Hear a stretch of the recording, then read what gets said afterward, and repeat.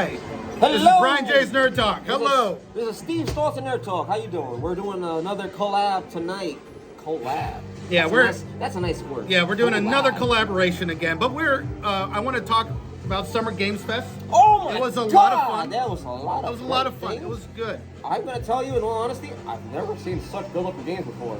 Well, I'll say this about Summer Games Fest. This year was not as good as last year, 2021, because 2021 had the premiere of the Elden Ring trailer, which was huge. That was hotly anticipated, and that trailer reached the hype, and it was a fantastic game. But today was pretty cool. They started off with a bang, talking about Mortal Kombat 1. Man, those fatalities are crazy. There was so much death and so much carnage. I will be honest. It was fun. I will be honest, and I'm already kind of getting the feeling of what I think they're gonna do with Mortal Kombat 1.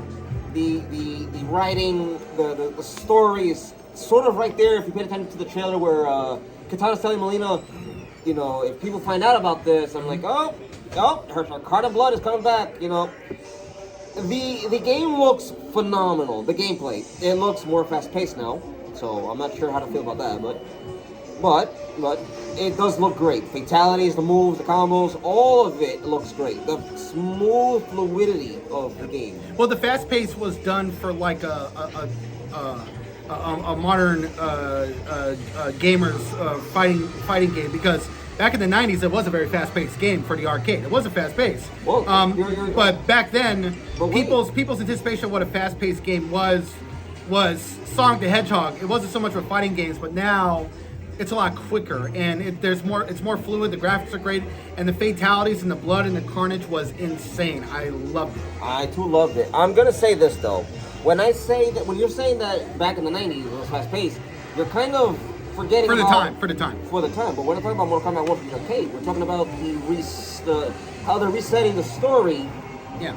Only because now that they managed to get everything back together in one spot, they can actually reset it and do it right. It was a logical way to go, because Mortal Kombat 11 ended with Raiden being the dragon or whatever else, and you mean Liu Kang? Yeah, Liu Kang, and he was like the dragon, and it was like it ended in such a way where he could do anything. He could go to a different timeline, a different universe, or restart everything. So that was pretty cool, and I'm enjoying the graphics, and I like that you could like team up with somebody to help you, and you can also there's also a character who could summon a version of himself, so all of a sudden you have like two teammates all of a sudden, and it's really cool. It's very interesting. It opens the pathway to many abilities. But it opens the doorway to many abilities. Anyways, I forget the Star Wars reference. I was trying to say it. It opens the door to abilities many consider to be unnatural. Yeah. There you go. There we go.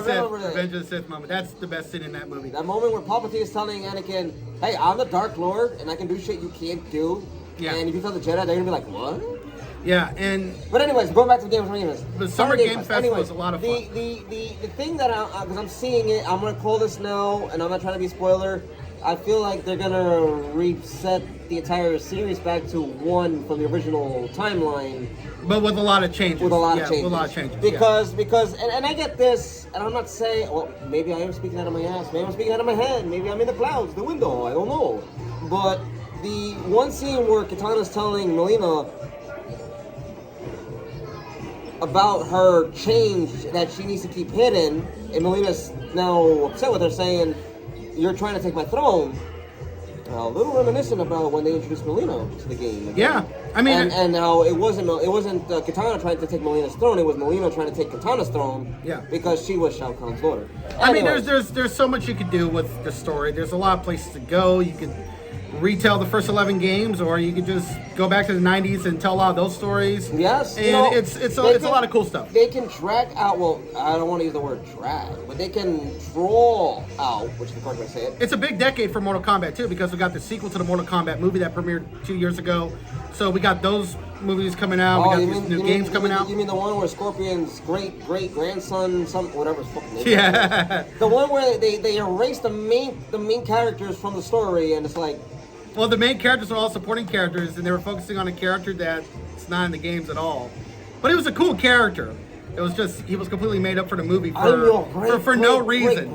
They never had to do anything like that. It was so weird. I didn't dislike the story. guy. I did not understand the story at all. I didn't dislike the guy. There were some changes to characters that were done in the movie that I did not really see any purpose to. And there was no tournament. That was the problem. It was like it was the pre-tournament tournament.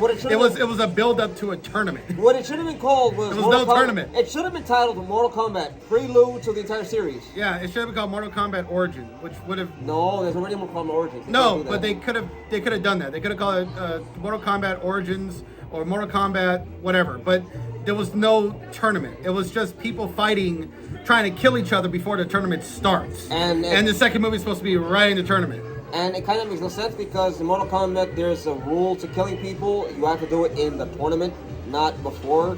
Well, technically you could do it before. The bad guys don't have to follow their own rules. So. Yeah. But it was still. Outworld can invade your planet, and you have a choice: either you submit or you go to the tournament and die. Because if they lose the tournament, the bad guy can still just invade the whole planet and just keep the tournament going. I mean, what? I'm trying to think. If it was it's like game. It never ends. I'm trying to think if it was one of the games that did it, or if it was something that I read in one of the It was a game and in the movie where the representatives of one planet went to the tournament, but their planet was invaded either way. Right. That was in the games, but it was also in the original movie. But it led to a really terrible sequel. But the ending to that first movie was pretty freaking cool. It was like, Damn it! I want to be. Oh no. It was a game though. It was. I don't recall which installment of the game because one of the games had it where Planet A sent warriors to go fight in the tournament, but at the same time, Outworld sent an invasion force to Planet A's representatives' homeworld, conquered it, and then Planet A lost. They come back. Oh, they're enslaved. They're like, oh. Yeah, it was a big story. But I will say the other cool thing about Summer Game Fest was they talked about Mortal Kombat. What was the other big reveal earlier on? There was more. There was a big trailer for Final Fantasy VII. That was the ending. No.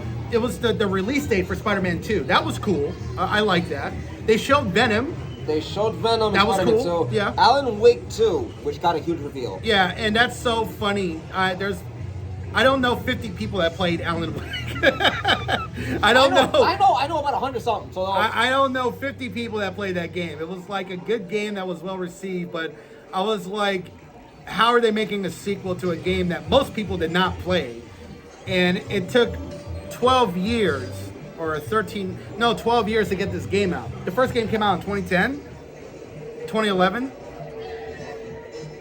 So, yeah, it's taken forever.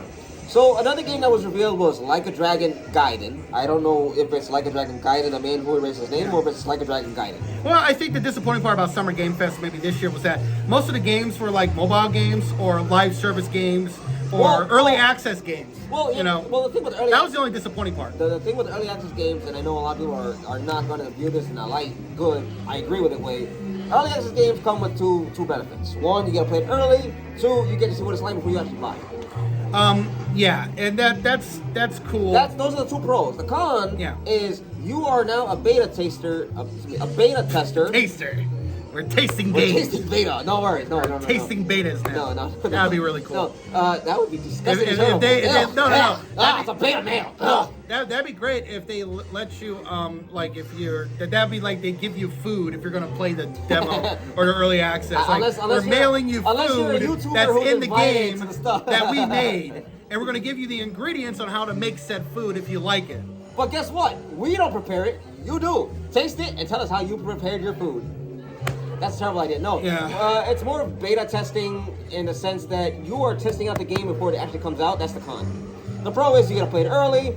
Two is you gotta play it early, understand whether it's something to your liking, if it's not to your liking, if there's issues you believe that are not gonna be addressed right away, and you get to choose whether or not you'll pass over. Yeah. Now, another thing that I want to talk about is John Carpenter's Toxic Commando. That looked good. That came out of nowhere. I was very surprised by that. It looks a lot of fun. The first-person shooting looks really good. But I'm getting Redfall vibes because Redfall used to look awesome, and then the game came out, it was a broken game. No, so I'm gonna say hopefully this game will be a lot better. I'm gonna say this now, and I know many people will disagree with me. It gave me some Redfall vibes. I know many people are gonna disagree with me, and it's fine if you do. I really don't mind that part. I welcome it. I love when there's discourse. Discussion. I love order. I'm a person of order, but discourse is a necessity for order. So you must accept that. However, because it comes off with Redfall vibes, there is a great demand. One must remain wary. Is it wary or wary? Yeah, You must be vigilant about this because it may be another studio that's being told, build a game like Redfall, make it live service, and they're working on it because they need the money and they know it's not going to be a huge hit. Maybe it's not a Redfall failure. Maybe it's actually the Redfall success that was meant to be Redfall. Yeah, it looks nice. But I will say it was this. a nice surprise. I will say this. Good surprise. Redfall's reveal and announcement, when the graphics came out, I said, I'm going to need to let this sit for about a year after release.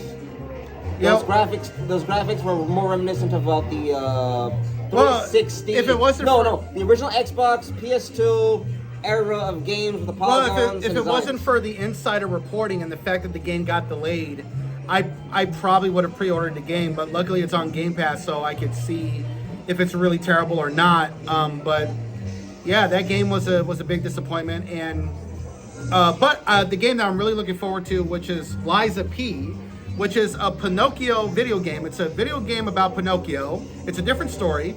It's not that Disney fantasy of a nonsense of a garbage ass film. You mean the live action one that came out last year? Yeah, that was terrible. The original Pinocchio by Disney is amazing. Ooh. The original Pinocchio by Disney is great. The animated is great. Yeah, the original. That's what when we say original, we talk about the animated. When we talk about Disney's live action, the live action was just terrible. But this Pinocchio game called Liza P looks great. It's a Soulsborne game. And what I love about the studio, I gotta look up the name of the studio, but they're not like stealing from Bloodborne. They're paying homage to Bloodborne while making their own Bloodborne. And it's about Pinocchio. It's more mature. It's really violent. It's like the actual fairy tale of Pinocchio, which is a little bit more intense than what Disney has shown everybody. Listen, but I'm really looking forward to the game I will say because this. we got no Bloodborne 2 coming out. There's no Bloodborne remake. There's no Bloodborne on PC. So this is the next best thing for Bloodborne fans. If you are only playing Bloodborne, but you want something new that's like Bloodborne, Liza P is the game that you're going to be wanting. And it's going to be on Game Pass. The demo's out right now, which I'm going to play tonight. And the demo's on PlayStation 5 as well. So, wait, I have a question. This may sound rather. Are you stupid? However, I am busy with school, and I am currently typing up a 5-page psychology report. So my mind and memory are not on the same page. Yeah. Was there not a PS5 upgrade for Bloodborne? No. No. Okay. No, none. There's no 60 FPS update. There's no. Hey! For a game that's still running below 60 FPS, it's actually pretty good. No. It's a great game, but it's old. It looks old. It looks like 2015, 30 FPS. It does need an update. One of those guys work graphics and FPS is what matters. It really. Play a computer game. It really does need a remaster. It needs a great remaster. I think From Software would do it, but the reason why there hasn't been like a remake from Bluepoint or a remaster from Software is because Bloodborne's coding was really complex. So From Software is so busy right now that they can't really focus on Bloodborne and really put the time to remaster and focus on that complex coding. From Software right now, like they were able to do with Dark Souls, the expansion of Elden Ring.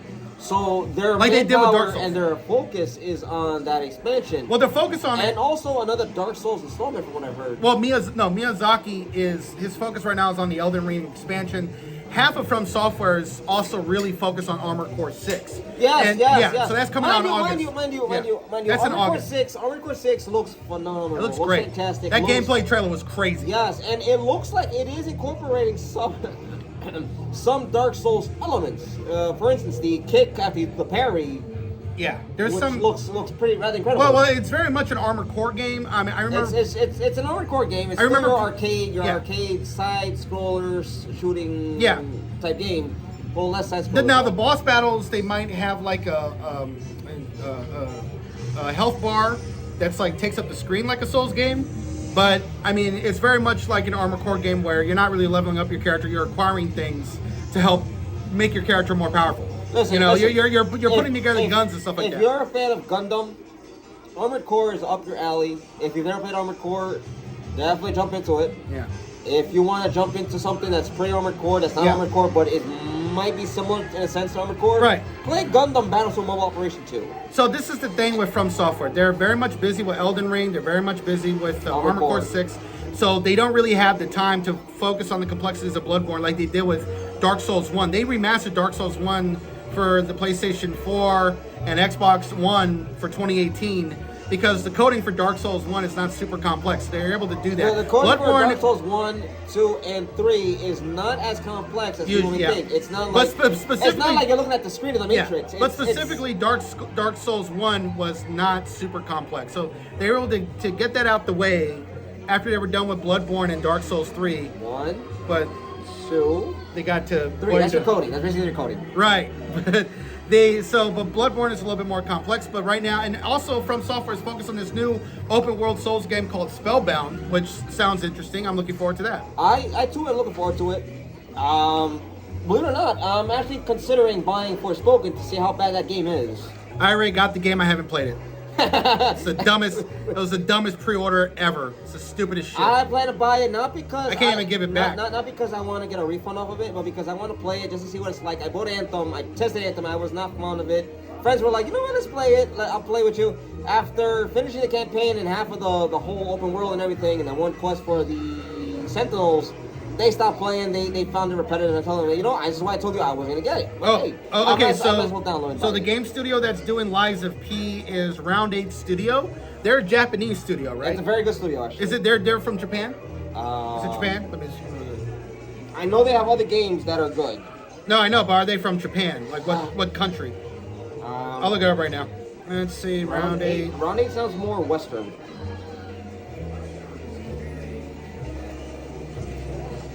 Round 8. Let me look it up because the director, I think, is Round 8 Studio. South Korea. Okay. Cool. Okay. Excuse me. I'm wrong. I'm wrong. All right. Not Western I thought it was South Japan. Korean. I thought it was Japan, but it's South Korea. South Korea has a lot of great studios. Speaking of South Korea, I was disappointed that the studio that's doing Crimson Desert did not come out with a gameplay trailer for Crimson Desert or a release date. They've been working on that game for the last 4 years. Well, keep in mind that I thought there was going to be a big announcement. No. Keep in mind. When it comes to the difference between the work ethics of Western developers and Eastern developers will take pride until they get the stuff just right to show. Well, that's not what they said. They said the reason that they delayed the game indefinitely was because of the terrible launch of Cyberpunk 2077. They would have released the game in 2021, but after seeing what happened with Cyberpunk, they were like, let's take another 2 years to work on the game. In the terms of layman's terms, I wish other studios was going to be just as bad as Cyberpunk, so we decided to postpone it. I wish other studios would have done the same thing because Jedi Survivor had a crazy launch. The Last of Us Part 1 PC port was terrible. We've also had some other crazy PC launches this year too. Redfall was a disaster. I'm not expecting Starfield to look good too because here's the thing, that gameplay trailer that premiered for Starfield last summer in June, the gameplay and the gunplay looked fucking terrible. But the building mechanics and the construction mechanics and the RPG mechanics looked really, really great. But the gunplay, the shooting, I mean, the game was at 30 FPS and it's like being released for the Xbox Series X, and it looked like a game from like 2009 or 2006. What bothers me is that when they were showing the gunplay, 2011. What bothers me when they were showing the gunplay was that you aim the gun. So you aim a gun, and I'll put my thumb like this so you can see it. When you aim the gun, you go like this, like this. The gun and the gunplay in the trailer was more so you aim like this, and it was very harder to aim. It was not straight. It just looked absolutely terrible. I suppose in the spatial terms, your movements would not be accurate because your body is moving without stopping due to lack of gravity. Yeah, maybe they needed to fix that. Maybe that will look better. Maybe there's a slight issue this Sunday, with some stuff. If they show something this Sunday, if it looks better, then I'll be more excited because I'm excited to play it to see if it's going to be a clusterfuck. But if the trailer looks really good this Sunday, I'll be excited to play it, just to look at it. Just to really play it. Let me put it this way, so we can have a split personality instead of one is yes, two is yes, everyone's yes, all right. Why you so serious, man? Damn, it's a game. Let it come out. It's gonna be funny. It's gonna be really hilarious. Listen, I have to break the ice. It's gonna be really hilarious. The bugs and glitches. I cannot wait to experience. I cannot wait until I find the fourth dimension. The minute it's downloaded. The fifth dimension glitch where I go between the very game's code. And I get to do everything in the center, just blink of an eye, turn right. I'm hoping to travel to the other end of the galaxy. That's what I'm hoping for. Like I'm hoping if I'm flying in space, it ends up turning white, and I'm like, outside the map. Like I'm not in the map at all. Well, technically, you're, like, in the fifth dimension. The fifth dimension is I would be glitching through walls. You're an atom. But it's not even glitching through walls. It's like I'm glitching through space. I'm glitching through planets. Like I want to see that. Imagine what was that one episode of Star Trek where they went into the galaxy in between? Yeah.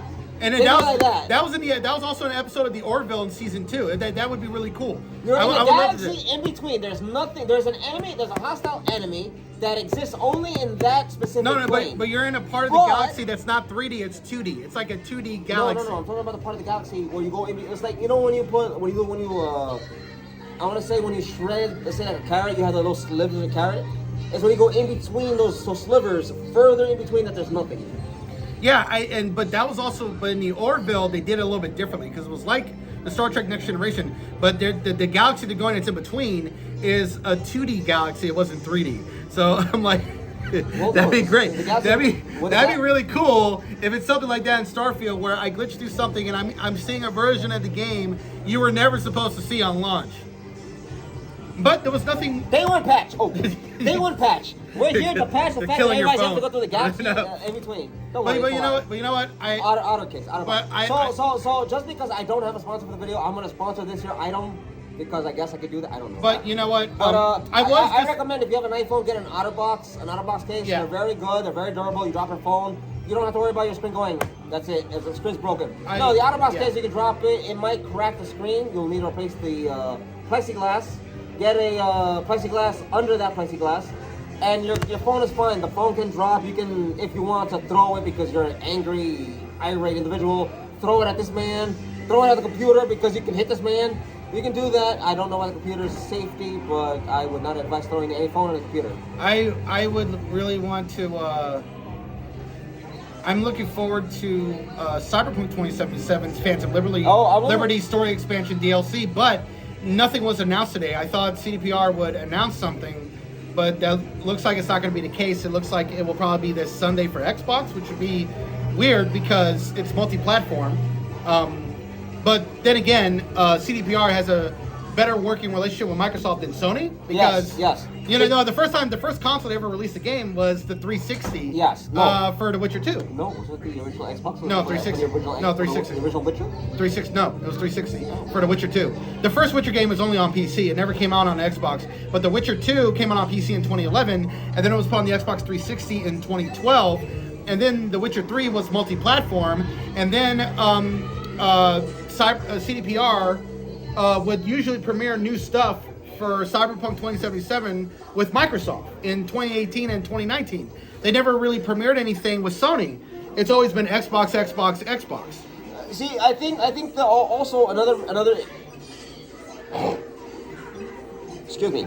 I have a head cold and I'm congested because of allergy season, and also I had chemo not too long ago. And the atmosphere. And right now the atmosphere is diabolical. It's diabolical, mind you. If you pay attention to the advertisement of the Diablo poster in Manhattan, that's what it looks like. It looks very much like a hell, like hell is sending us warning. Yeah. It looks like something straight out of Diablo. Yeah. Now I do want to mention, I'm not trying to get religious or political. The thing with the Diablo poster and the eerie atmosphere is funny. Yeah. The fact that the sun is behind clouds of smoke and does not shine brightly, that is an omen. But anyways, moving on. And Diablo 4 had a mostly good launch. Diablo 4's launch has been all right. I'll say mostly all right. It's a big win. It's a big win. I'll say this. It's the servers. Well, some of the servers are. Open up more servers because it's too congested. There's not enough latency. Some of the servers are not great, but overall, the game mostly works, and it's a big win for Blizzard, and they needed a fucking win. They needed a win. What they did with Overwatch 2? Yeah. What happened with Overwatch 2? And Overwatch 2 is dead because the whole reason why it's called Overwatch 2 is not happening, which is PvE. No story modes, nothing. That's not true. Campaign is not scrap. It's just the hero missions.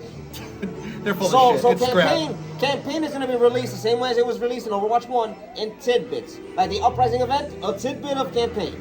That's what campaign is going to be from now on. Moving forward, it's completely canceled. They now have a reason to focus on the battle pass. There's no campaign. It's not like you're playing. It's not like you're playing Halo. Price shop.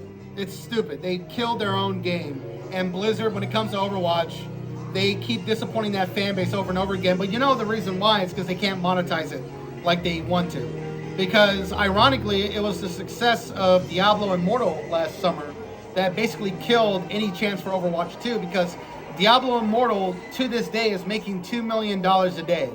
So 365 days, that also includes the 30 million the game made in 4 weeks. Hold on. The first 4 weeks of release, Diablo Immortal made what is it? 2 million times 365 plus 30 million. No. It's 2 million times 365. Do 2 time. million. No. 2 million Times. You're telling me no, but I'm doing the numbers. It's 730 million. Plus the 30 Plus million the 30 is million, 760 million. Yeah. Plus the 30 million would be so that's a lot of money they made. That's a shit ton of money that they're not going to make on Overwatch 2. So the studio executives, the people in charge, said we're not going to do PvE because we can't monetize that, and we're basically just going to kill this fucking game.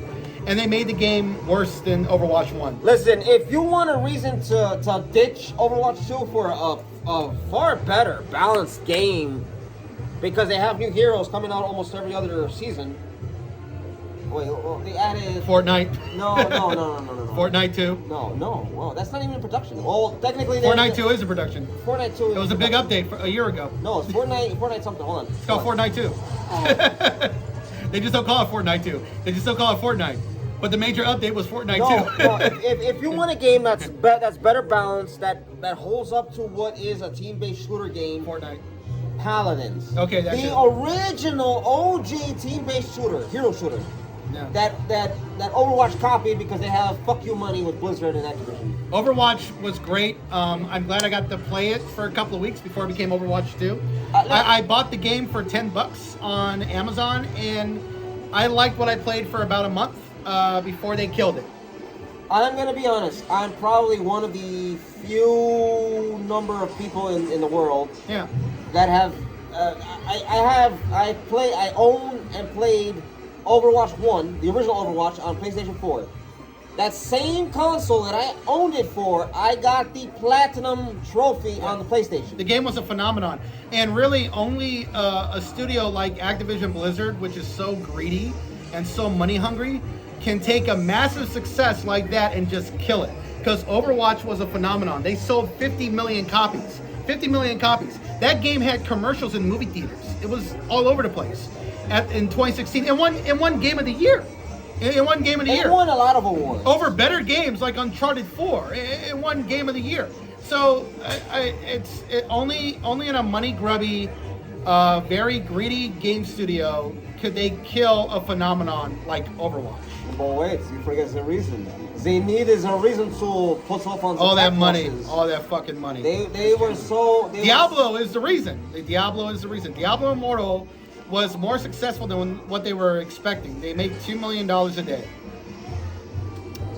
You know, and it was a game that nobody wanted because it was originally supposed to be on a computer. No, it was supposed to be on phones. It was supposed to be mobile, and nobody wanted it. So then they changed it. They delayed it by like 2 years.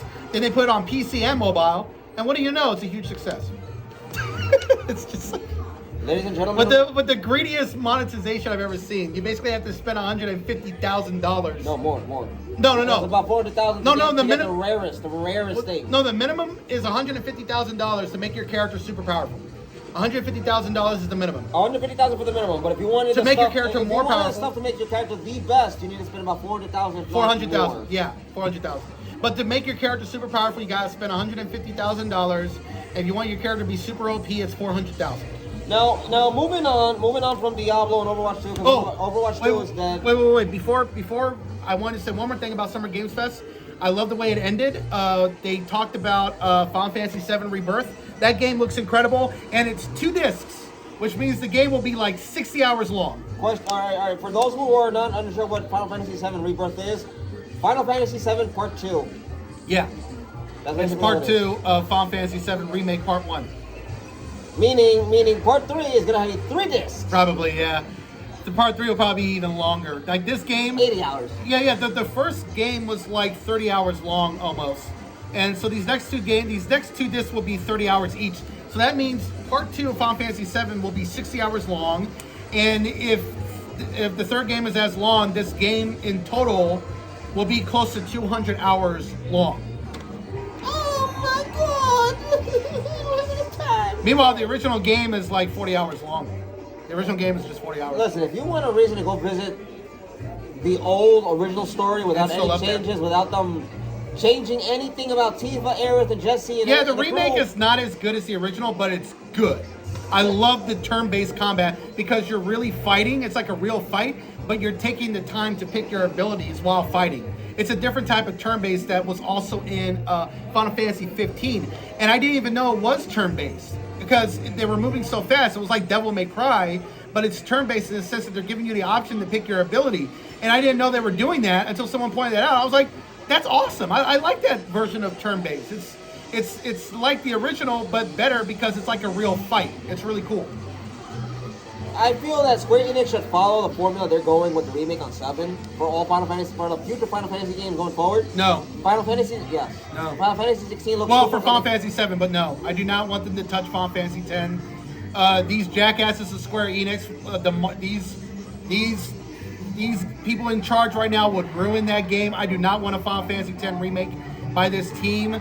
I'll still play it, but I will not be looking forward to it. I do not want this team to touch Which that you're game. still gonna buy, 'cause you're still looking forward to it. Anyways, Yeah, but, but I will be not looking forward to it. I want to apologize to the disrespect that all the individuals at Square Enix. Square Please Enix. don't do it. Just leave it alone. My compadre, my companion's words here are rather heavily and offensively grotesque. Go on. They would destroy it. They would ruin Final Fantasy 10. My problem is that if they touch Final Fantasy X, they're gonna make changes to character designs because the Western audience is too sensitive. Oh my god, she has such a nice body and I don't have one. Well, I'm worried that they'll just change certain storylines. Now, if they were to like change it in a way where you have two endings, like so they don't have to remake X2. X2 wasn't a bad game, but it was a disappointment in comparison to the first game. But X2 gave you two different endings, whether you saved Titus or not. I'm thinking if they Don't did save that, him. Don't save him. if they did that with Final Fantasy X remake, where they give you multiple endings and options to whether save Titus or allow him to die, that would be interesting. I wouldn't mind that. Okay. But if they were making any other changes, I would not like it because Final Fantasy X is a perfect masterpiece as it is. It's arguably the greatest game ever made. I hear that they want to remake Final Fantasy 9. Fine. I don't care about that one. I care about Final Fantasy X. And Final Fantasy X is a masterpiece. And I'm Silence! when it comes to that game. Silence! When You it give comes them reason to touch it. when it comes to that game, You give them reason to touch it. when it comes to that game, I'm a purist, and I don't want any changes. Don't mess it up. Oh, I'm a purist too, but I'm a purist when it comes to comics, to the lore, to a lot of stuff. The moment you change things like in Marvel, it's like, I don't like this at all. Automatically off the bat, even if it's good, I don't like it. You're changing stuff that made purpose. Well, at least Marvel Disney stays faithful to the designs the most part. Like Thor actually looks like Thor, and the villains look like the villains. Like Thanos looked like Thanos. Like he didn't look like what Fox and Marvel did with Apocalypse. Oh god. That was just terrible. They made him look like a fucking Power Rangers villain. Dumb as shit. No, Marvel's fucking up right now. They're changing Kamala Khan from an inhuman to a mutant, so they can introduce. But Kamala Khan looks like Kamala Khan. No, it's the same Kamala uniform. Khan- Kamala Khan I'm looks talking like about the Kamala Khan. costumes. I'm not talking about power. Well, you're not talking about the whole night. No, I'm talking about the costume, costumes. the personality, The costumes. the character, No. the power. No. Everything else. No, first of all, Kamala Khan still has the same personality. Changing her powers was stupid, but they got Fantastic Four back, so that's different. They made her. It's not. No, that different. the reason why they made because they erased the humans from being introduced. No, but you have to understand the context. 10 years ago, Kamala Khan was created for the movies. That's why they created her in the comic books. The Marvel and Disney did not have the rights to Fantastic Four. They did not have the rights of Mr. Fantastic. So they made Kamala Khan's abilities like Mr. Fantastic. But Bob Iger bought Fox, therefore bought Fantastic Four and X-Men. So in the last 4 years, they've scrapped the Inhuman storyline. They decided not to call Kamala Khan an Inhuman, which she originally was in a comic book. Now they're calling her a mutant, which is what they wanted to do, but because they then own the rights with Marvel and Disney, they decided to make this whole Inhuman storyline starting in 2013 with Agents of S.H.I.E.L.D., the TV show, with Agents of S.H.I.E.L.D., the comic book, Kamala Khan, the comic book, and X-Men with mutants versus Inhumans and all this stuff. That was the whole reason why all this got started. But once Bob Iger bought Fox, they got rid of that whole Inhuman stuff. They changed Kamala Khan's powers for the TV show and for the Marvel Cinematic Universe because they got Mr. Fantastic. That was the whole reason. Do I like it? No, but that was the situation they all put themselves in. But what I care about is how the characters look. Do they look like the characters? And for the most part, Marvel and Disney, they get that shit right. The characters and the villains look the way they're described in the comics, what they look like. Unlike Fox that made everything look terrible, like what they did with Deadpool. They made him look like Baraka from Mortal Kombat in Wolverine Origins. That's what we used to deal with. That's what we were dealing with all the time. Listen, all I'm gonna say is I'm hopeful in many ways that when it comes to the X-Men, if you want to do a recast, a diversity cast, do them for the right characters. Jubilee, for instance. Yeah, I would love to see Jubilee. Well, Nightcrawler would be more of a Spaniard than anything, but you get the idea for the correct characters. Don't change Gambit. Don't turn Gambit black just because he's got a southern accent. They could make Gambit black. I mean, they could, because he's from New Orleans, that could fit. Well, wouldn't that be? Wouldn't that? No, that. They can make it mixed.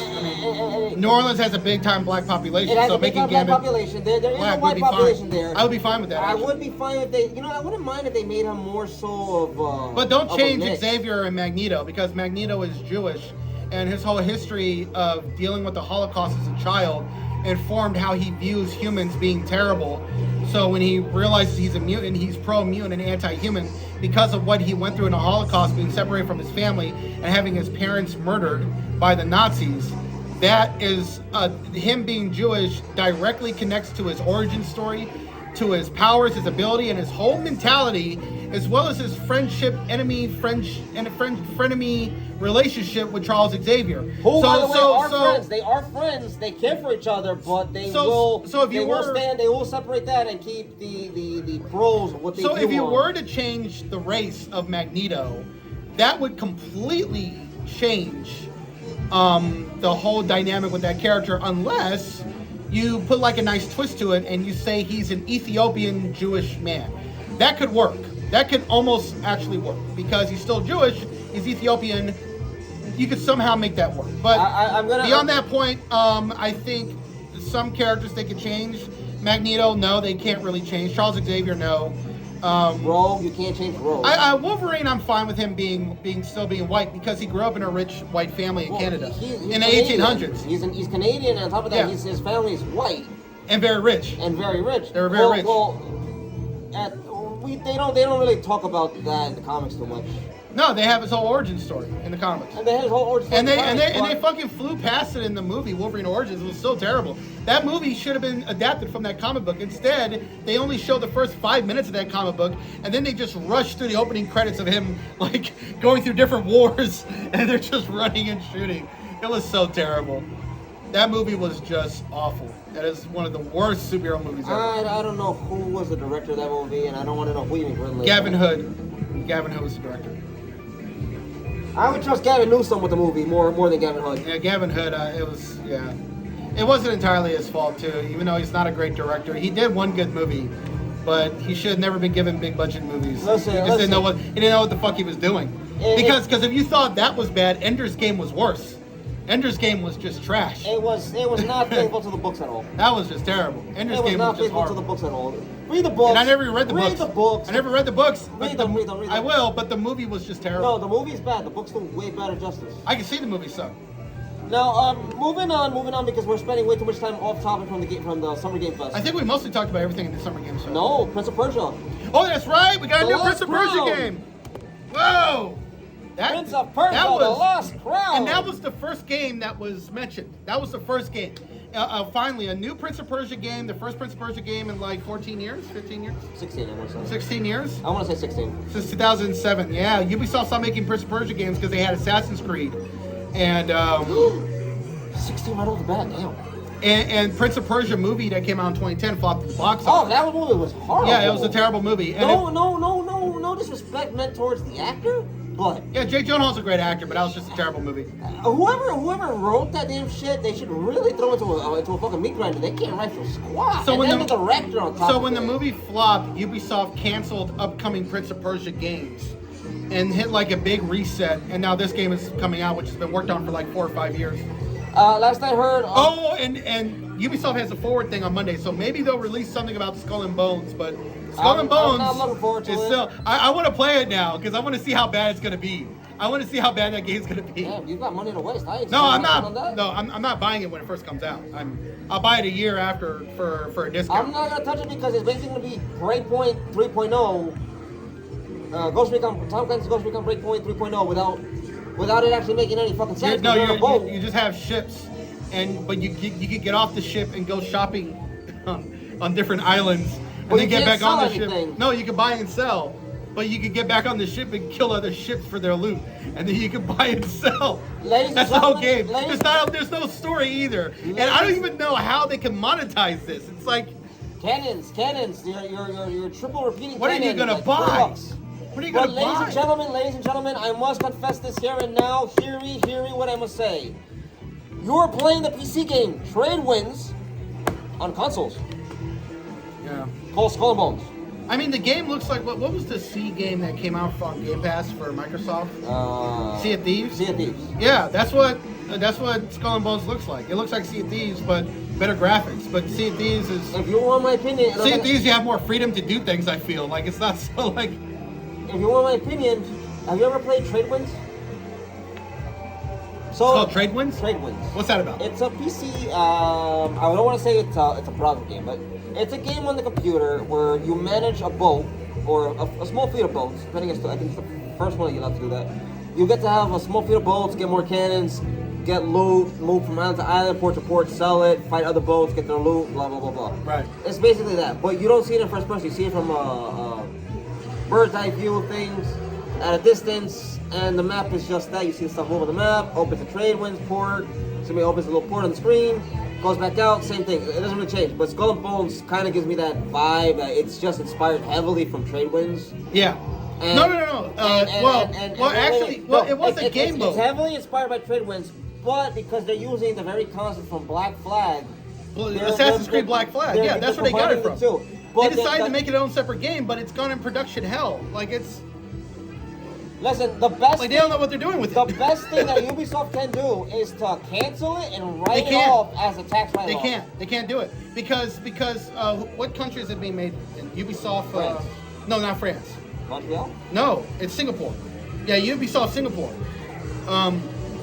The government in Singapore, I think, is funding the game, so they can't cancel the game because the government is funding it. Therefore, Ubisoft in Singapore has no choice but to release the game. And what they should do is just release it. Stop delaying it. It's a broken, messed up game. Like just. You already fucked it up when you showed us what it Yeah, was like. I feel like they want to make it as good as possible because they're worried that if it comes out and it's poorly received and it's badly received game, It's still going to be poorly received. then it's going to be so bad, it's going to fail so bad that the government of Singapore is going to lose a lot of money, and then Ubisoft in Singapore will have to shut down. That's what they're worried about. And Listen, you want to just fix, you wanna do fix it. the issue? Just fuck it. Just say fuck it and do it. Just release it. Let your Singapore brand shut down because you're Just ineptitude. suffer the consequences. Just suffer the consequences. Guillemot, whatever his fucking name is, CEO of Ubisoft, needs to retire. That guy is bad leader. And who's going to take his place? His family, who don't know what they're doing either. That's the problem with Ubisoft. It's a family-run business. So the guy who's in charge is completely incompetent, and the rest of his family is also incompetent. And unlike him, most of them don't even know anything about games. So I can't imagine it getting better if he steps down and it goes to some. He needs to stay. And the family isn't going to sell Ubisoft to anybody else right now. Well, they already sold. They already sold a large ownership stake in a large Ownership stake. Ownership. A large owner Fuck! stick. A large owner They stick. sold a large stake to Tencent. So Tencent. Tencent owns a large ownership port of the company now. Fuck you! It's I so can't funny. speak. Ladies and gentlemen, I need to go get some water. I'll be right back. That's so funny. No, but that's the thing. Okay, so Tencent would be a really good buyer. Like if Skull and Bones were to, if Ubisoft, the family that created Ubisoft and owns Ubisoft, if they were to sell Ubisoft to Tencent, that would be its only hope. That would be their only hope to sell for billions of dollars and just get out of the business, right? But I don't see them doing that. I don't see it. I don't see them doing that. Got delayed into 2023, 2024. That'd be so funny if they released this game in March of 2024. It's supposed to come out in November of 2022. It was supposed to come out a day before God of War Ragnarok. That was the original release date. Because God of War Ragnarok came out November 9th of last year. This game was supposed to come out November 8th. Your sponsor can. Oh, no. Mountain Dew. We're going to get demonetized. I don't get monetized at all. No, we're going to get demonetized. But that's the funny part. Well, I'm not sponsoring anything. It's just showing the can Mountain Dew. You know, these businesses. But so yeah, this got delayed into 2023, but it's not coming out until 2024. Listen, that's not coming out at all. Yeah, Ubisoft Singapore. They're the ones That's in not charge coming out of until it. 2030. Guaranteed. Call it now. Uh, Let's see. they're going to demand it to come out eventually. And They're gonna do that. Well, we spoke about Spider-Man 2, Prince of Persia, Lost that Crown. look good. Prince of Persia looks good. Oh, Fortnite Wilds reveals Transformers crossover. That's cool. That looks cool. That looks cool. That looks a lot of fun. I'm not sure how I'm gonna feel about.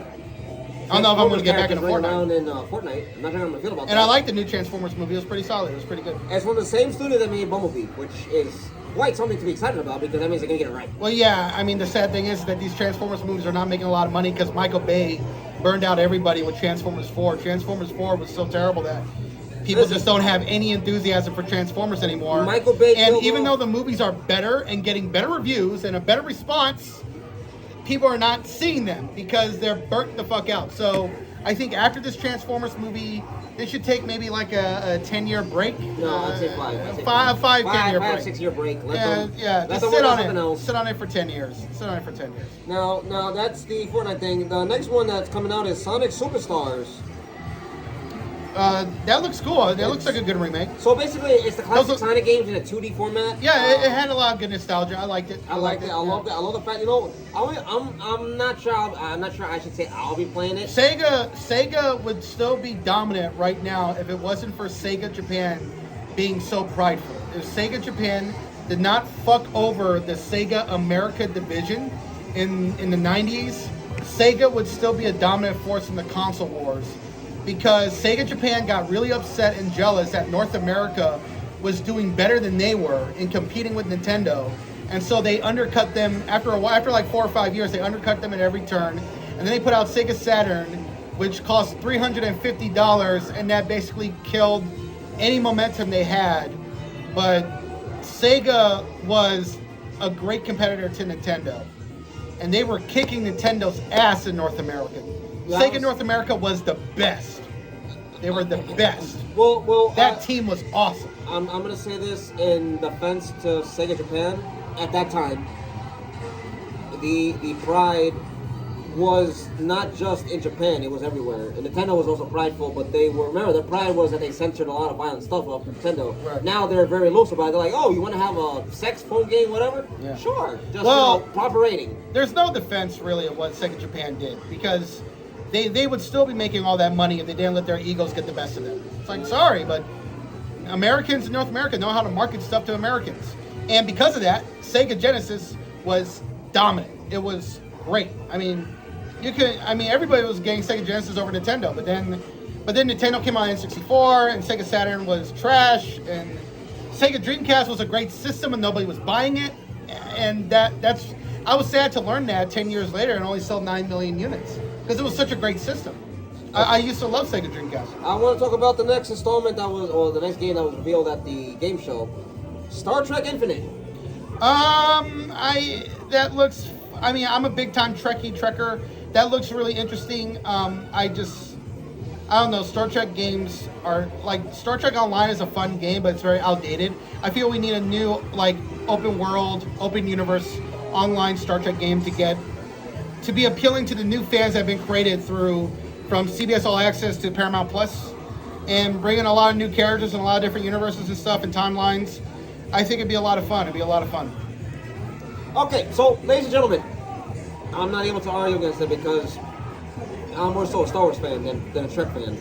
And it's not that I dislike Star Trek. It's just I was able to become immersed and absorbed, and I fell in love with the universe George Lucas created that the fans expanded upon, which Disney is now destroying. But anyways, the next not completely. The movie side, it's fucked, but the books have been good. Or great. For me, I started off more as a hardcore Star Wars fan, then I became a Trekkie. Then I got into Star Trek, and I love Star Trek more overall than Star Wars. Even though I still love Star Wars, I love Star Trek because you go to so many different planets. There's a lot of politics, there's a lot of dialogue, there's a lot of great character development and universe building. But yeah, but go ahead. What were you saying? You were going to say something else? I was going to say, not to start a war between Star Wars and Star Trek. That's not my intent. Okay. I'm not too fond of what Disney's doing with Star Wars. They're mishandling it, and on top of that, they still have Kathleen Kennedy. But that's a completely separate topic for another video. She's the only one that wants the job. Whoa. That's a separate topic for another video. We're gonna move that away. It's gotten to the point where the next game that was revealed at Summer Game Fest. It's so chaotic. Was Sandland, which is a new action game That looks that good. is being developed. That looks good. By Bandai Namco and Akira Toriyama. Yeah, the guy that created Dragon Ball and Dragon Ball Z is working on the game. And when I was looking at it, I was like, this looks like a Dragon Ball game, but it's not. It's a totally different. It's a totally separate. It's a new game. It's a new IP. It's completely separate. It's completely different. It's not even Dragon Ball. It looks really cool, but I saw. It might be a little inspired. But it looks like it was inspired because I saw some Super Saiyan stuff with the main character where he jumps in the middle of a bunch of bad guys and he goes, ah, and he blows everybody away. I was like, I like this. It's cool. It's very. What game did something similar? I forgot what game it did. Dragon Ball. No, Z. not Dragon Ball. Not Dragon Ball. It was another game that did something similar where you can jump in the middle of enemies and just blow them all away. Yeah. By getting super powerful. It's like blah, it's like pew, yeah, it reminded me of Dragon Ball Z. I liked it. I liked it. No, there's another game that has something similar. It looks fun. It looks fun. Would I get it? I would like to see more gameplay footage first. It's not that I doubt it, because I know Akira Toriyama. Spanish R's. Akira Toriyama is an amazing individual who creates stuff. Yeah, I'm glad he came back. I believe he has the vision. The game's gonna be great. Yeah, Dragon Ball as a franchise got better when he came back. When he came back to do Dragon Ball Super was everything I loved about Dragon Ball Z. It's not as great as Dragon Ball Z, but it's so good. And the movie that came out last year that I saw with Gohan finally going Super Saiyan, and he's like the most powerful character again, or at least up there, you know. And that was a lot of fun. That was a fun movie. I'm gonna say this. What I liked about Akira Toriyama's presence in Dragon Ball Super, and they made Broly canon, and Broly is a lovable character. He's like a really cool. He's like a good guy, but he can kill you at any moment. No. In the movies, the original movies, he was just a complete psychopath. In the original non-canon movies, but in a canon movie about Broly that came out 4 or 5 years ago, they made Broly a good guy, which I thought was like such a cool twist. I was not expecting Mind you, he protected Chalai. He protected Chalai from that one member of the Frieza Force before she turned around and helped him get the collar off his neck that his father was using to pretty much like a doll, a real man. But I was surprised that Broly, they made him a good guy. Broly, yeah. But not Broly. Well, sometimes they spell it with a Y at the end. No, I've seen that in the original. No, B-R-O-L-Y. B-R-O-L-Y. It's not Broly, because there's an L before the Y. But I've heard people say Broly sometimes. I don't know why. I don't know. But anyways, back to the point. I love that they made Broly into like a good guy, into a good guy, into a good character. Go back to school. I'm sorry. Broly, right? Broly, right. Okay, but I love that they made him a good guy. They made him a lovable, likable character, and he is like a part of the good guys. And he got to watch Goku and Vegeta do a whole fight scene without any power-ups. And Vegeta managed to win, but they both fell down, and Broly was having tears of joy. He was having tears of joy. I'm sorry. I'm used to saying it like this. I've been saying it like this for 30 years. Ladies and gentlemen, in the comments below, please let us know who's correct. Okay. Is it Broly or is it Broly? I say Broly. Broly. But anyways, Please, I must know. anyways, Broly, he was sitting there watching them fight, and he had tears of joy at the beauty of their fighting, right? I'm like, this is great. I love what's happened with Dragon Ball Super. They've changed so many things from the original movies and made it so much better. Well, let's keep in mind, by Toriyama's words, GT is not canon. It's not. It's not canon. It was fun, but it's not canon. It's a nice, wow, fan, okay, cool. But it's not canon. Yeah, None of that's happening. It's a nice alternate universe. It's a nice alternative. It's a nice plausible, alternative whatever. universe in a dream far away in another dream. Yeah, it's another alternative. But Dragon Ball GT was fun at times. It was fun. It was fun at times, but it just trying to capitalize off of the Buu arc where Goku, no, what was the arc where Goku turned into a kid, or Goku had Super Saiyan 3? It was the Buu arc. It just tried to capitalize off of that. It really wasn't anything unique. They tried to show Pan, which they introduced Pan in Super, well, more or less implied her introduction to Super. Right. No, and what movie was that where Goku learned Super Saiyan God? Well, Dragon Ball Beerus. Super. No. No, it's Dragon Ball Super. Against Beerus, not Super. No, Dragon Ball Super. He becomes Super. He Ladies- becomes Super ladies- Saiyan God. Ladies and Yeah. gentlemen, you can tell us down in the comments. No, it was Dragon Ball Super. He becomes Super Saiyan God. So is he in Vegeta. Yeah, I know the episodes. They're on Crunchyroll. I've watched them. I don't use Crunchyroll. And it's awesome. I don't use Crunchyroll. I mean, use High Dive. I mean, I use any other app. Okay, High Dive is fun. It's fine, but there's not a lot of content on High Dive. I mean, High Dive does not have a lot of content. It does not. Sir. Crunchyroll has way more content, bro. So does if you want Funimation. censors, if you want the censors, There's no sure. censors. Not on Crunchyroll. Not on the Japanese ones. Okay, the English dubs maybe, but not on Crunchyroll. He confessed it. Here. Crunchyroll does not do censors for their Japanese versions, sir. They do not do that. Not for the Japanese. I prefer sub. They're owned Well, by the problem Sony, with but the sub- people that run Crunchyroll and Funimation are still from Japan. No. Yeah. Crunchyroll is headquartered in California. No, it's also headquartered in Japan. I'm gonna look into this. Yeah, let me I'm look gonna that look into up. this because for some reason part of me is saying Crunchyroll. I disagree with this completely, and I'm starting to hope that animation studios are gonna get their own in-house translators for sub and dub, and they will release it on their own streaming app or their own merged Japanese animation app for anime. Oh fuck, you're right. San Francisco, California. Ladies and gentlemen, But they still don't censor Ladies the and gentlemen, Japanese version. Ladies and gentlemen, if you are someone who's using Crunchyroll and has been using Crunchyroll for a long time, or if you're somebody who's used Crunchyroll before and have such animosity and hatred towards it, that you despise its guts, I don't care. Leave a comment in the comments down below about what it is you see, what it is you are noticing. If you feel there's any censorship, if there's not, let us know. We'll definitely take a look at it. They did not censor Citrus, that's for sure. Not the Japanese. They did not. Are They you did not talking about censor that. visually or verbally when it comes to Nothing. subtitles or audio? Nothing. Visually, even dialogue, nothing. I don't. And that was an anime that got better after like 5 episodes. That anime got great after episode 5. Citrus. Was that the one where the girls Two women having falling in an affair? love. Falling in love, yeah. It's a lesbian relationship. Okay, that It's, one. That's the Citrus. Yes. It's Yuri anime. What is the anime that I'm thinking about where the girl tries to protect her friend but ends up having an open threesome relationship with her and her boyfriend? No, that's another anime. That's not anime. Citrus. Okay.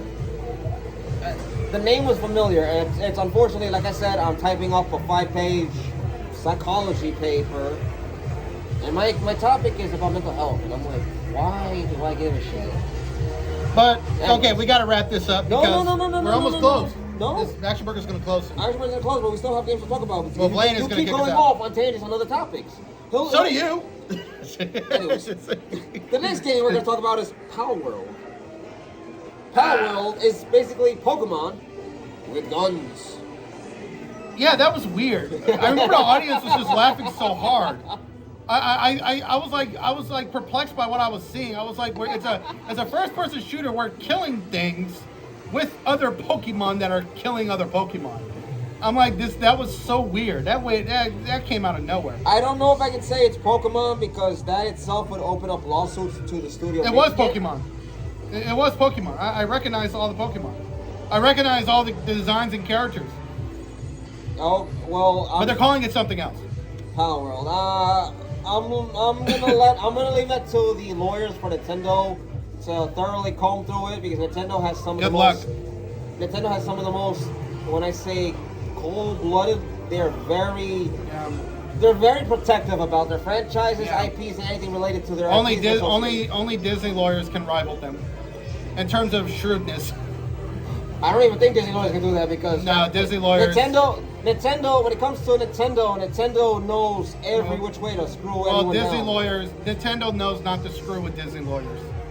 Nintendo knows that. That's why Nintendo has never gone out of their way to take a license from Disney without doing their checks and balances. But you know, I think Disney lawyers no. lawyers are a rare breed. No, I want to say this. I am not trying to pit lawyers against lawyers or company against company. That would be funny though. I would not want that because if anything, Microsoft could bury everybody. Well, Microsoft could bury everybody. no, well, Microsoft doesn't have those type of lawyers. Their lawyers are good, but not as good as Disney lawyers. And they're not as good as Nintendo lawyers either. But I mean, of course they could prove their mettle and get this acquisition going through. But if not, then this acquisition is going through no matter what. I mean, well, that's the thing. Well, merger.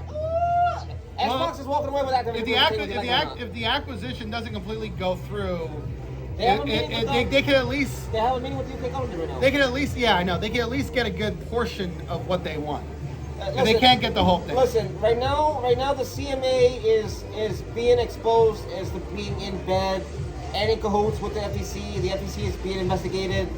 What's her name? Lena, whatever. Yeah, that could totally happen. But I think also they finally had something to argue on, which was the cloud gaming, because Microsoft has cornered the market on cloud gaming, and in 20 years, if we're going to be playing video games by the cloud, let's face it, Microsoft is going to own that market completely. So when they objected to the acquisition based on that, back in March or April, they actually had a better case than what they had last year. I think it was April. Yeah, the case they had last year was bullshit. The CMA knew that. Sony's case last year was stupid. But the cloud one, they actually have more of a case because Google Stadia shut down. So when Google Stadia shut down, Microsoft now has the complete market on cloud gaming. There's no competition. I want to play devil's advocate here because the only way you will ever understand two sides to anything is by playing devil's advocate. Yeah. That's what I'm doing. Google shut down Google Stadia from their own ineptitude and incompetence. No, I know, but Google makes products. Products are garbage. They shut it down. But my point is that until January, the CMA had no argument. They had no case. But when Google Stadia finally shut down, and that led to Microsoft and Xbox being the primary controller of cloud gaming, then the CMA finally had a case. They didn't have a case last year.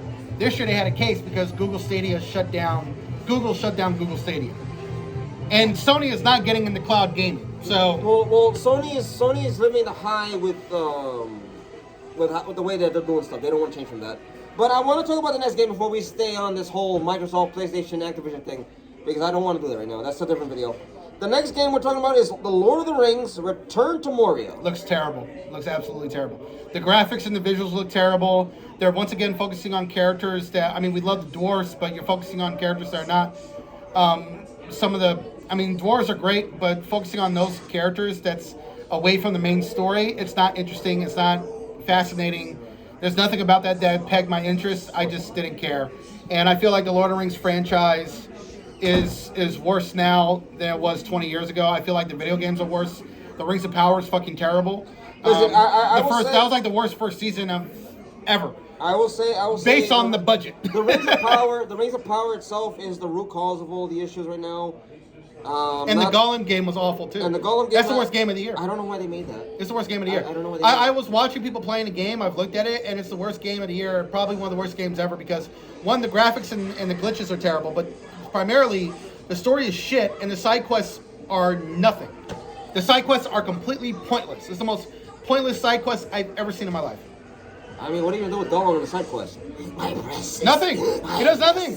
He's doing fetch quests, and he can't get caught.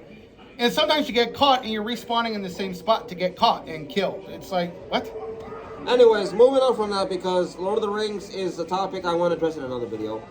Banishers, Ghosts of New Eden. A new action RPG from the creators of Vampire. Vampire? That's the Amazon game, right? Vampire? That's Amazon. That's made Amazon? by Amazon, I think, right? Dontnod? I don't see anything about Amazon on it. However, it's from the same developers that made Vampire. You know Vampire? No. Yeah. This is different from the Amazon game. Amazon's doing a MMO game for all consoles and PC as well. That looks okay. It's your generic bland. But I don't trust Amazon to make a good game anyway. They never have. All they do is follow the generic shit that's already out. New World started off good, but then they just let it go. It's like they had those good premiere. They made lots of money. Jeff Bezos called it a success, and they stopped caring about it. And the player base just dropped over within less than a year. Now I want to say this because this is from the studio that made Vampire. If you play Vampire, it's a vampire game. Mm-hmm. It's fun, stealth-based and stuff. This is a game that has a lot of promise, depending as to what it is exactly. Because I saw the trailer. I'm curious, but I don't want to speak on it too much because I want to do more study into what it is that they're aiming for with the game. It may be the successful sequel to Vampire. Well, not sequel, but you get the ideas. The next game was Baldur's Gate 3. That looks good. It's not made by BioWare, so I don't know if it's going to be good. But BioWare isn't BioWare anymhere. BioWare fell apart after Casey Hudson, all those guys left. Yeah, after everybody left, BioWare is just the two guys that created BioWare left in 2012 due to burnout, and BioWare hasn't been the same since. Their last good game was Dragon Age Inquisition. Dragon Age 4 is either we're gonna stay alive or we're being thrown in the Yeah, and they still have bad management. They're still being overworked. People are leaving that game constantly. They've lost their creative director. They lost a game director. They've lost some writers. They've lost producers. Ladies and gentlemen, that game is a fucking clusterfuck. If it comes out and it's good, I'll be shocked. Ladies and gentlemen, BioWare is confirmed to be the next Redfall studio. Well, it has been the Redfall studio for a long time. Anyway. Well, I think BioWare, if Dragon Age 4 and their next Mass Effect game are disappointments, I think EA is just going to shut down their studio. Yeah. So I want to mention Path of Exile 2. That's actually a very nice awaited sequel. Path of Exile is similar. I haven't played that. It yet. It's similar to Diablo, but okay. Similar. I'm not saying it's the same thing. I'm not going to say they're the same in any way. They're similar, but because it's similar, it's a lot of fun. Now, am I going to have high hopes for it? I'm going to keep my expectations low because the best way to be surprised by anything is having low expectations. Who taught us that? That's why Diablo 4 is so successful. People were expecting it to be a clusterfuck like Diablo 3. Well, people had high expectations. They were like, yeah, it's going to be crap. Well, people had low expectations for Diablo 4. Oh. That's why Diablo 4 is so successful. The people were expecting that to be broken on PC completely instead of just having a couple of server issues. They were expecting it to be a poor game, but apparently Diablo 4 has a good story, good cutscenes, great gameplay, and the game mostly works on all platforms. So this has been the biggest victory that Blizzard has had since Overwatch. No. 7 years. In 7 years. Exoprimal's getting a Street Fighter 6 crossover. Yeah. That's later on this year, and that game Exoprimal's coming out as well on console. Mm-hmm. So yeah, that was cool. Now, Netflix shared the trailer of their Bit Cursed Witcher 3. Good trailer. But the outfit that looked terrible in Yennefer, it still looks terrible, but with from the new angle they got it looked less terrible. But I could tell watching they're changing certain things from the book, and they're not going to be faithful to the books. And I'm going to watch it to see Henry Cavill's last performance as Geralt. He looks like he's giving 100%. And I think the show is just going to tank after season 3. I think the show is just going to tank. I'm not going to watch it for out of respect for Henry Cavill, that he is the only reason why the series even existed. I'm going to watch it for him. I'll watch it out of I'm not going to watch it out of respect for him because the rest of the show, runners, crew, staff, and everybody is trash. Absolute utter Oh, they're trash. terrible. Lauren Hisrick is just a terrible writer and showrunner. And you know what? Knowing Netflix, they'll just give that show 5 seasons anyway and call it a day. Because what other hits do they have? Well, that's not a hit. If it's got negative reviews, it's not a hit. No, if it's bringing in a lot of viewers and subscribers and they're selling good money on merchandise, I mean, they'll just keep renewing it. They'll just give it a season 5 and then just end it. That's probably why they're going to renew Shadow and Bone, come to think of it, because Shadow and Bone, they do well with merchandise sales, even though nobody watches the show. But the people who do watch it actually finish the show. So, because it's such a good show. For a very specific deal. Yeah, because Shadow and Bone is such a good show, you have to binge watch the whole thing. Now, I want to mention, because we were talking about Henry Cavill, Warhammer 40K. It's coming on console too, right?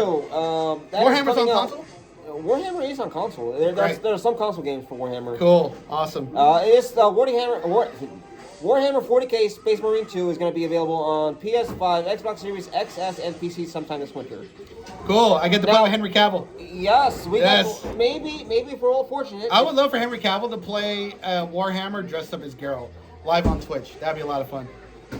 That would be hilarious. That'd be great. That'd be hilariously funny and awesome. And I'm more than confident he would get a boatload of views. Yeah. I think he would get maybe 2 Titanic worth of views. Yeah, that man is a national treasure. And I don't know why that guy gets more and more awesome every time he talks. Like when he was doing an interview a couple of months ago, he talked about how, like, hey, it's Christmas, it's the holidays, let's watch Lord of the Rings. Because Lord of the Rings is, at this point, kind of a holiday movie trilogy. People watch it on Christmas, watch it Christmas Eve, Christmas Day. And when he said that, I'm like, dude, why is this guy so fucking awesome?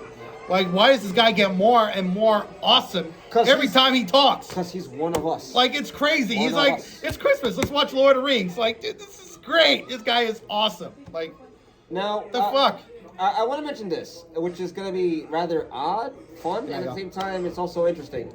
How we going, guys? Nicolas Cage.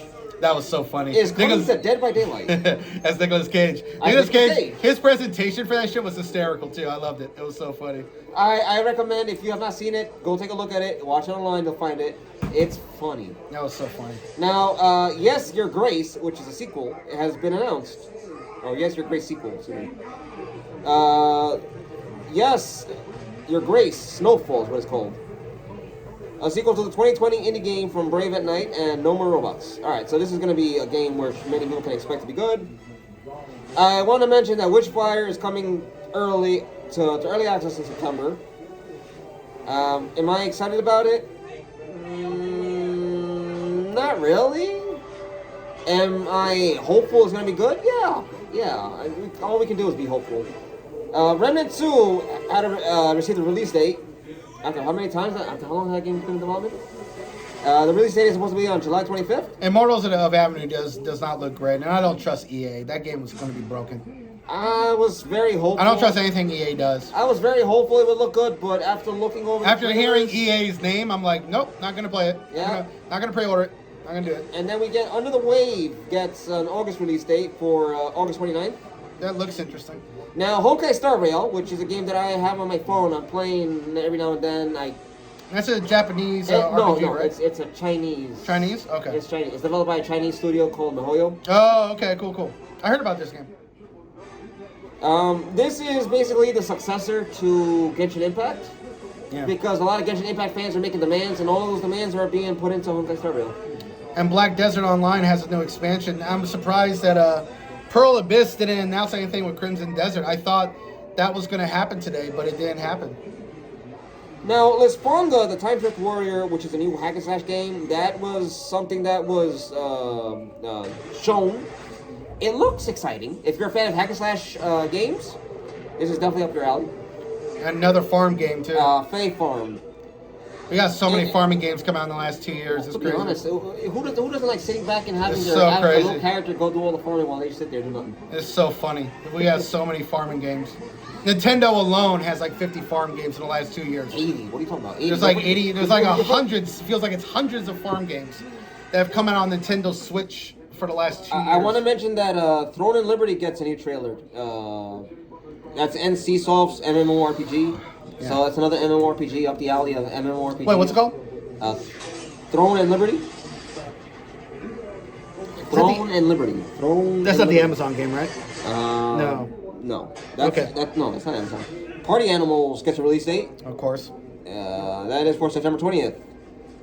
And if you're a fan of Xbox and you're a fan of cars and you like Forza, you like racing cars, you like maybe what is You get an Xbox Series X version of a Porsche. There's Of a the Porsche collaboration version. between Xbox And Porsche. Yeah. Bringing to you the greatest of both worlds, the Xbox Porsche. It looks so stupid too. I'd much rather get the Xbox Series X that's made out of a Starfield design. What was it that was also revealed?